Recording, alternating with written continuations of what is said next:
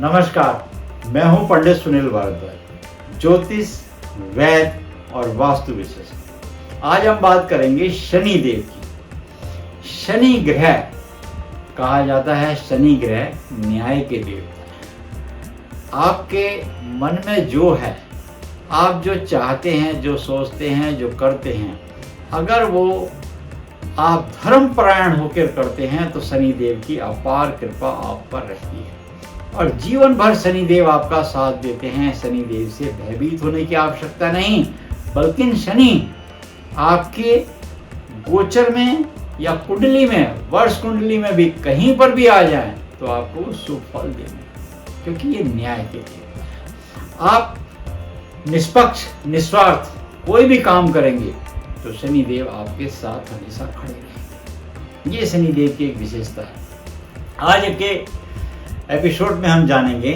कि शनि देव का क्या प्रभाव होता है, ये कौन सा स्थान है जहां पर शनि देव वास्तु के आधार पर बैठते हैं और कौन कौन से रोगों की होने की संभावना होती है और क्या है निवारण और वैदिक सलाह भी आपको साथ में हम बताएंगे। सबसे पहले तो हम समझ लेते हैं शनि देव की क्या है प्रकृति। वात प्रकृति होती है और हमारे स्नायु तंत्र में, यानी कि हमारे आप समझिए लिगामेंट्स में ये प्रकोप रखते हैं।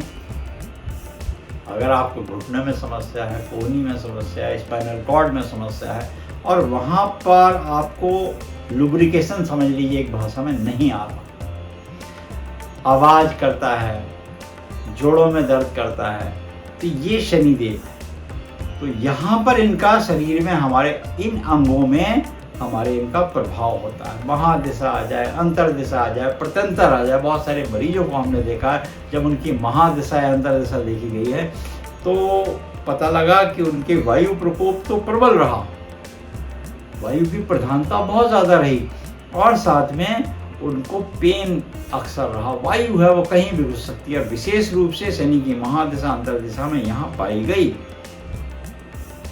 तो ये शनि देव का एक प्रभाव रहता है।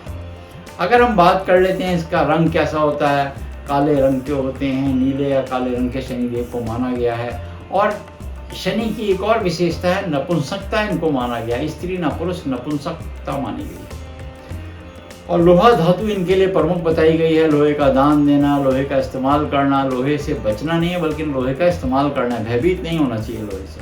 अगर आप सच्चे हैं तो बिल्कुल निष्पक्ष आप अपने सच्चे मन से काम कीजिए, लोहे का काम करेंगे वो भी आपको फलेगा।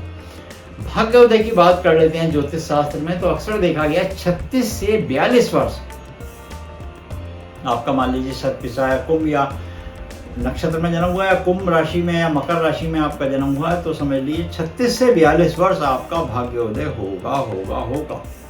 मगर आपको सच्चा बन के रहना होगा, सबके प्रति आपने सहानुभूति रखनी होगी। ये ज्योतिष शास्त्र ग्रह के अनुसार बताता है। अब हम बात कर लेते हैं वास्तु की। तो वास्तु में शनिदेव की जब हम बात कर रहे हैं तो शनिदेव यहाँ पर पश्चिम की दिशा के स्वामी हैं। इस पश्चिम की दिशा में वरुण भी होते हैं, मगर वास्तु कहता है शनि का स्थान पश्चिम में माना गया है। जहां पर सूर्य उगते हैं वो स्थान पूर्व का, पिता का, तो उनके ठीक सामने पुत्र का। ये स्थान पुत्र का भी कहा गया है। छाया और संध्या, सूर्य की दो पत्नियां, उगते और सूर्य डूबते सूरज में। तो संध्या जहां पे होती है, संध्या काल जहां पर होता है, वहां समझ लीजिए शनिदेव का वास होता है। और वास्तु के हिसाब से एक और बात इसमें विशेष रूप से कही गई है कि ये स्थान बहुत ज्यादा नीचा नहीं होना चाहिए। इस स्थान पर बहुत ज्यादा ऐसा नहीं बना के रखना चाहिए कि यहाँ पे हौद बना दो या यहाँ पर पानी का स्रोत बना दो, ऐसा नहीं करना चाहिए। इस स्थान को बहुत ज्यादा खुला नहीं रखना चाहिए। इस स्थान पर विशेष रूप से शौचालय नहीं बनाना चाहिए। इस स्थान पर अध्ययन कक्ष नहीं बनाना चाहिए। इस स्थान पर ये तो कदापि नहीं करना चाहिए जो हमने बताया। ये स्थान आपके भंडारे के लिए है, स्टोर के लिए है। इस स्थान पे आप बहुत ज़्यादा भंडारा रख सकते हैं। यहाँ पर ओवरहेड टैंक रख सकते हैं। ओवरहेड टैंक रखने से यहाँ पर पीस एंड प्रॉस्पेरिटी मिलती है। नीचे एक बेसमेंट में पानी नहीं रख सकते, बेसमेंट यहाँ नहीं खोद सकते, बेसमेंट नॉर्थ ईस्ट में खोद सकते हैं। तो इस बात का विशेष रूप से ध्यान देना होता है। तो शनिदेव ये कहते हैं कि जो पश्चिम का स्थान होता है जहाँ पे सूर्य अस्त होते हैं, यहाँ पर काला रंग करना चाहिए, यहाँ पर नीला रंग करना चाहिए, यहाँ पर चमकता हुआ रंग नहीं रखना चाहिए। अगर आपकी एंट्रेंस या गेट यहाँ से निकली हुई है तो यहाँ पे नीला या काला रंग करके रखिएगा। विशेष रूप से ग्रे भी कर सकते हैं अगर आप। और अगर बहुत ज़्यादा आपको वजन यहाँ पे रखना है तो सिर्फ लोहे का वजन रखिएगा। स्टील भी आजकल लगाई गई है, स्टील को भी लगा सकते हैं आप। इस स्थान पर तांबे का इस्तेमाल जितना कम किया जाए वो अच्छा है। यहाँ पे तांबे का पात्र नहीं होना चाहिए। घर के अंदर भंडारे बना के रखने चाहिए, अन्नपूर्णा ताकि आपके घर में भरी रहती है। वास्तु में एक और स्थान बड़ा प्रमुख माना गया है कि कभी कभी आपको या तो उगते सूरज पे आपने किचन बनाना होता है। एक और वास्तुशास्त्र में कहा है कि डूबते सूरज में जहाँ पर पश्चिम की दिशा होती है वहाँ पर भी आप किचन बना सकते हैं। जैसे उगते सूरज जहाँ पे निकलता है वहाँ किचन बनाएं, या डूबते सूरज की जगह भी किचन बना सकते हैं। तो दो ऑप्शन कहे गए हैं वास्तु में, मगर प्रमुख का बात करते हैं अगर हम, तो प्रमुख जो है हमारा सिर्फ पूर्वमुखी। खाना भी पूर्वमुखी चाहिए और खाना बनाना भी पूर्वमुखी चाहिए। वहाँ अग्नि में हमारी जो शरीर की जठराग्नि है वो बड़ी प्रबल होती है उस समय, और 12 बजे तक तो बहुत ज़्यादा प्रबल होती है, फिर मंद मंद होती चली जाती है। संध्या काल के समय जब सूर्य नारायण यहाँ होते हैं तो इसलिए कहा गया है कि एक और आपको अवसर मिल जाता है करीब 4 बजे से लेके शाम को 7-8 बजे तक का समय, वो 4 घंटे का मिलता है। इसलिए कहा गया है कि कम से कम कुछ अंश तो मिला, क्योंकि उत्तर में बना नहीं सकते, दक्षिण में बना नहीं सकते, तो दूसरा स्थान आपके पास एक ऑप्शन मिलता है पश्चिम। अब बात कर लेते हैं कि रोग कौन कौन से होने की संभावना रहती है जिनका शनि ग्रह प्रबल होता है। और शनि ग्रह अगर उनकी कुंडली के अंदर कहीं विशेष रूप से छठे भाव या अष्टम भाव में या वर्ष कुंडली में आ जाए और महादिशा अंतर्दिशा में भी हो, तो सबसे पहले जैसे हमने कहा कि उनके लिगामेंट्स में प्रॉब्लम रहती है। अब ये वात से संबंधित रोग है। आयुर्वेद ने कहा है कि आपको अपना खान पीन बहुत ज़्यादा कंट्रोल रखना होगा। बादी वाले पदार्थ और विरोध आहार से आपको बचना होगा। प्रकृति कहती है कि व्यक्ति को मौसम के हिसाब से चलना पड़ेगा। भारतवर्ष ज़्यादातर वात ही है, ये बात ध्यान रख लें। हमारा जो भारत है, जो वैद से पूछेंगे तो क्या भारतवर्ष वात ही है, केरल वगैरह नहीं है। तो यहाँ पर हमें इस मौसम के हिसाब से चलना पड़ेगा, नेचर के अकॉर्डिंग हमें चलना पड़ेगा, नहीं तो हमारे को प्रॉब्लम बढ़ेगी। आपके घुटनों में तकलीफ होगी, स्पाइनल कॉर्ड में तकलीफ होगी, सर्वाइकल होगी, स्पॉन्डिलाइटिस होगी, नी में, या आपके फीमर के नेक में भी प्रॉब्लम हो सकती है। ऐसे बहुत सारे मरीज हमने देखे हैं। अच्छा, उनकी जब हमने नाड़ी देखी तो याद रखें, तो नाड़ी बहुत उनकी पाई गई कि वात जो है ना, वो ये वाला जो हमारे को मिला है बहुत ज़्यादा मिला, और इसके 5 जो हैं अलग कोने जो हैं, तो उसमें अपान और व्यान बहुत तेज से मिलेगी, वायु बहुत तेज से मिलेगी। ऐसे मरीजों को कहा गया है कि वो बादी वाले और विरोध आहार इनसे बचें। फल खाएं तो वो संध्या काल में 4 बजे के बाद ना खाएं तो बेहतर है। ऐसे लोगों को वात से बचने के लिए दिन के समय कुछ औषधियाँ कही गई हैं हमारे यहाँ। औषधि जो मसाले होते हैं, उनको मसाले नहीं कहते हैं हमारे आयुर्वेद में, औषधियाँ कही गई।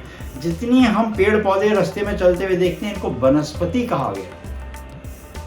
ये सब बोलते हैं, ये सब औषधियाँ हैं हमारी, क्योंकि हम समझ नहीं पाते हैं कि कौन सी औषधि किस कार्य में आती है, किस समय लेनी चाहिए। वात प्रबल हो तब लेनी चाहिए, पित्त प्रबल हो तब लेनी चाहिए, मगर ये औषधियाँ हैं, इनको सराहो, इनको नमन करो, ये हमारी जीवन दाता हैं। तो अजवाइन को कहा गया है, बात अगर आपको तो अजवाइन, दिन के समय अजवाइन, इसलिए रोटी में पराठी में अजवाइन कहा गया है।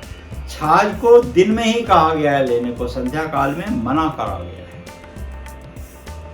कटहल है, अरबी है, उड़द की दाल है, उड़द की दाल के दही बड़े हैं, ये सब मना कहा गया। आयुर्वेद में इनको बिल्कुल आज्ञा नहीं दी गई है। अगर लेंगे तो आज नहीं 2 दिन बाद आपको वो समस्या बढ़ेगी, फिर आपको वात की संबंधित रोग होंगे। अब ये तो संक्षिप्त में हमने बताने का प्रयास किया है। इसके अलावा अगर आपको घुटने में ही प्रॉब्लम हो जाए तो क्या करें?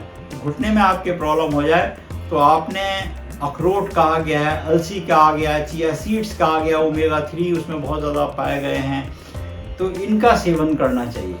सर्दियां हों तो आपको ड्राई फ्रूट्स भिगो के लेने चाहिए। चिरगोजे बहुत अच्छे काम करते हैं, इससे आपका जो लिगामेंट्स की प्रॉब्लम है वो काफ़ी हद तक कम होती है। ड्राई फ्रूट्स भी लेंगे तो उससे काफ़ी हद तक, मगर सर्दियों के अलावा गर्मियों में जब लेंगे तो उसको भिगो के लीजिए, तो ऐसा करने से आपको बहुत लाभ मिला है। आयुर्वेद में बहुत सारी औषधियों का जिक्र है, गूगल वगैरह का बहुत ज़्यादा जिक्र किया गया है। और एक और चीज़ बताई गई है कि जैसे आरोग्यवर्धनी है और पीड़ांतक है, बहुत सारी औषधियों का वो तब है कि जब पेन बहुत ज़्यादा आपके बढ़ जाए। मगर आपने खान पीन में अपने अगर सुधार करना शुरू कर दिया, प्रॉपर वॉक करनी शुरू कर दी, तो आपको बहुत लाभ मिलना शुरू हो जाएगा। अगर आपके घुटने में दर्द ज़्यादा रहता है तो एक आपको बड़ा सरल एक उपाय बता देते हैं। जो सीढ़ियाँ आप 10-12 सीढ़ियाँ घर में अगर आसपास हैं और सीधे चढ़ते हैं तो वैसे ही आप उल्टे उतरना भी शुरू कीजिए, तो कुछ समय में देखेंगे आपका घुटना तो एटलीस्ट स्ट्रॉन्ग हो जाएगा। और जब सोते हैं तो हेड टूवर्ड अपना साउथ में रखें। वात रोगी विशेष रूप से इस बात को ध्यान रखना, स्पाइनल कॉर्ड को स्ट्रॉन्ग करना बहुत ज़्यादा जरूरी है। ये आपकी रीढ़ की हड्डी है, अगर ये आपकी स्ट्रॉन्ग नहीं होगी तो आपको सर्वाइकल भी करेगी और नंबर 4 और 5 में प्रॉब्लम भी बाद में खड़ी करेगी। और यही कारण है कि फीमर बोन के नेक पर जाकर प्रॉब्लम आती है, तो इसलिए आपने बचना होगा हेड टूवर्ड स्लीपिंग टाइम में आपका साउथ में ही हो।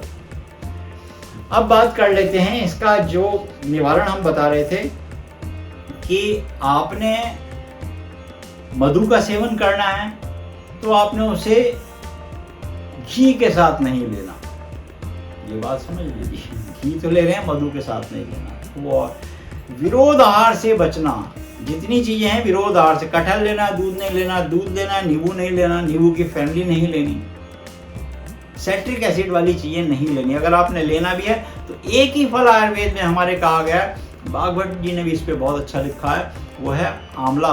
बस आंवले को ले सकते हैं आप, आम ले सकते हैं मगर आम मीठा होना चाहिए, नहीं तो फिर आपको प्रॉब्लम पड़ेगी। अब बात कर लेते हैं वैदिक सलाह की। शनि के मंत्रों का उच्चारण कीजिए।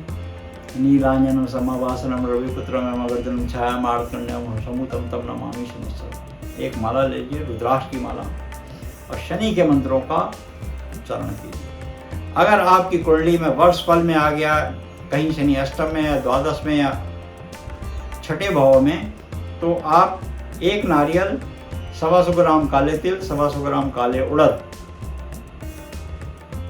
ये ले लीजिए। और प्रयास ये कीजिए कि कहीं जल में प्रवाह कर दो तो बहुत अच्छा है, तो पीपल पर रख दीजिए।